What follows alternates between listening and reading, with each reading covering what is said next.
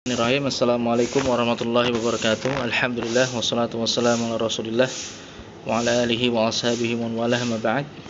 Anak sekalian rahimani wa rahimakumullah, insyaallah kita akan melanjutkan materi kita dari pelajaran akidah. Kita lanjutkan di sini penyebutan dari macam-macam ibadah. Kemarin terakhir ibadah rohbah dan al-khusyu'. Sekarang kita masuk pada ibadah berikutnya yaitu al-khasyah. Al-khasyah di sini juga masih terkait atau masih termasuk ibadah hati, ibadah batin. Di sini disebutkan wa dalil khasyah. Adapun dalil dari al-khasyah adalah qauluhu ta'ala, firman Allah Subhanahu wa taala, "Fala takhshawhum wakhshawni." Maka janganlah kalian takut kepada mereka, kepada kepada orang-orang kufar, kepada kaum musyrikin, wakhshawni, dan takutlah kalian kepadaku, kepada Allah Subhanahu wa taala. Dalam surat Al-Baqarah ayat yang ke-150. Maka dalam ayat ini Allah Subhanahu wa taala memerintahkan atau melarang para hambanya untuk takut, untuk memiliki rasa khasyah. Ya, rasa khasyah kepada musuh-musuh Allah Subhanahu wa taala. Al-khasyah di sini masih ada kaitannya dengan al-khauf, yaitu rasa takut. Ya, tapi nanti ada perbedaannya. Dan di sini Allah Subhanahu wa taala memerintahkan para hambanya untuk memiliki rasa khasyah hanya kepada Allah Subhanahu wa taala. Yang untuk memiliki rasa khasyah hanya kepada Allah Subhanahu wa taala. Maka al-khasyah itu merupakan al-khauf, disebutkan di sini. Al-khasyah adalah al-khauf al-mabni 'ala al-'ilm bi'azmati man yakhshahu wa kamali sultanihi. Wa kamali sultanihi. Al-khasyah adalah rasa takut yang dibangun di atas pengetahuan tentang keagungan sesuatu yang dia takuti dan kesempurnaan dari kerajaan dan kekuasaannya. Tayyib.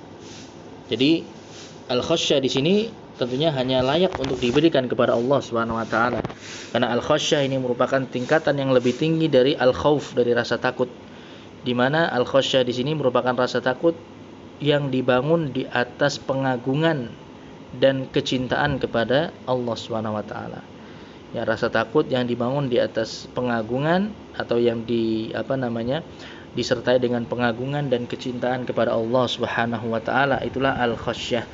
Jadi tidak hanya sekedar takut kepada Allah Subhanahu wa taala, takut akan siksa dan hukuman Allah Subhanahu wa taala, akan tapi juga didasari dengan pengagungan dan kecintaan kepada Allah Subhanahu wa taala. Oleh karenanya Allah Subhanahu wa taala menyatakan di sini dalam surat Fatir ayat yang ke-28, innama yakhsyallaha min ibadihi al-ulama.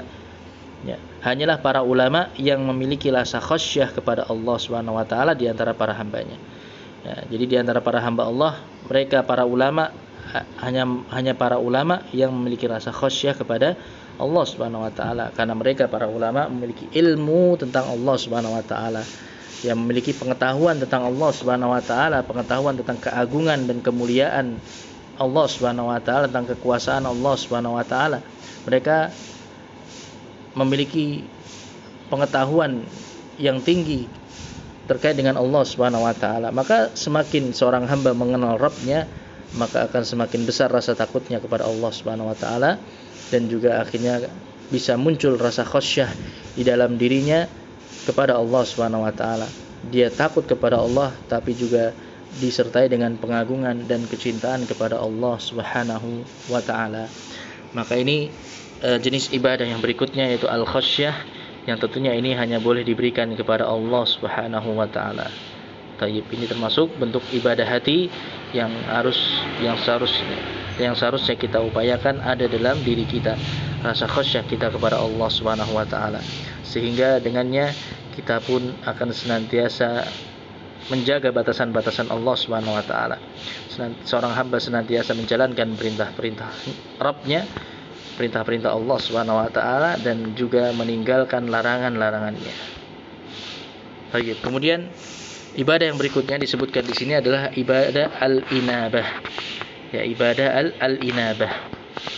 Al-inabah. Baik. Di sini disebutkan wa dalilul inabati qauluhu ta'ala, dan dalil dari al-inabah adalah firman Allah Subhanahu wa taala dalam surat Az-Zumar ayat yang ke-54, wa anibu ila rabbikum wa aslimu lah, dan kembalilah kalian kepada Rabb kalian dan berserah dirilah kepadanya. Tayyib. Maka di sini dalam ayat ini Allah Subhanahu wa taala memerintahkan para hambanya untuk melakukan inabah. Al-inabah yaitu kembali kepada Allah Subhanahu wa taala, bertaubat kepada Allah Subhanahu wa taala. Kembali kepada ketaatan kepada Allah Subhanahu wa taala. Maka ini disebut dengan al-inabah. Maka Allah memerintahkan kepada para hambanya untuk kembali bertaubat, ya, melakukan inabah kepada Allah Subhanahu wa taala dan berserah diri kepada Allah Subhanahu wa taala. Baik, maka dijelaskan di sini al-inabatu ar-ruju' ila Allah taala bil qiyam bi ta'atihi wajtinabi ma'siyatihi.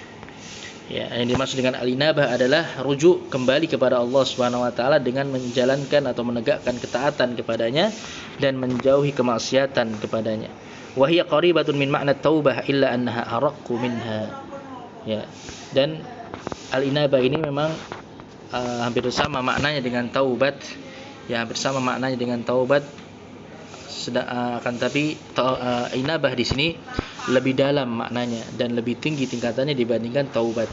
Karena inabah itu selain dia bertaubat, meminta ampunan kepada Allah Subhanahu wa taala, dia juga berupaya untuk mendekatkan diri kepada Allah Subhanahu wa taala, memperbaiki dirinya. Ya, menjalankan ketaatan kepada Allah Subhanahu wa taala dan berupaya untuk menjauhi kemaksiatan. Ya, jadi dia benar-benar berupaya untuk berjalan menuju kepada Allah Subhanahu wa taala, mendekatkan diri kepada Allah Subhanahu wa taala. Ya. Dia kembali setelah dari kemaksiatan kembali kepada ketaatan. Ya, dari perbuatan dosa kepada amalan-amalan saleh. Jadi kembali menghadap kepada Allah Subhanahu wa taala, artinya dia kembali berjalan menuju kepada Allah Subhanahu wa taala dengan mendekatkan diri kepadanya. Maka ini yang disebut sebagai al-inabah. Maka al-inabah di sini termasuk ibadah kepada Allah Subhanahu wa taala. Jadi seorang hamba secara lahir maupun batinnya dia kembali kepada Allah Subhanahu wa taala. Hatinya benar-benar kembali dia hadapkan kepada Allah Subhanahu wa taala. Senantiasa mengharapkan keridhaan Allah Subhanahu wa taala, takut kepada hukuman Allah Subhanahu wa taala, mengharapkan balasan dari Allah Subhanahu wa taala. Dan juga anggota badannya benar-benar tunduk kepada Allah Subhanahu wa taala dan dia upayakan untuk memperbaiki amalan-amalannya. Yang memperbaiki amalan-amalannya, berupaya untuk istiqomah di atas ketaatan. Maka itulah yang disebut dengan al-inabah. Baik. Ini anak-anak sekalian rahimani wa rahimakumullah, apa yang bisa kita pelajari pada halaqah hari ini. Dua macam ibadah yang berikutnya, insyaallah nanti untuk macam-macam ibadah yang lainnya kita lanjutkan pada halaqah selanjutnya. Wallahu taala a'lamu bissawab. Alhamdulillahirabbil alamin. Wa sallallahu wasallam ala nabiyyina Muhammadin wa ala alihi wa ashabihi ajmain. Subhanakallahumma bihamdik asyhadu an la ilaha illa anta astaghfiruka wa atubu ilaik. Wassalamualaikum warahmatullahi wabarakatuh.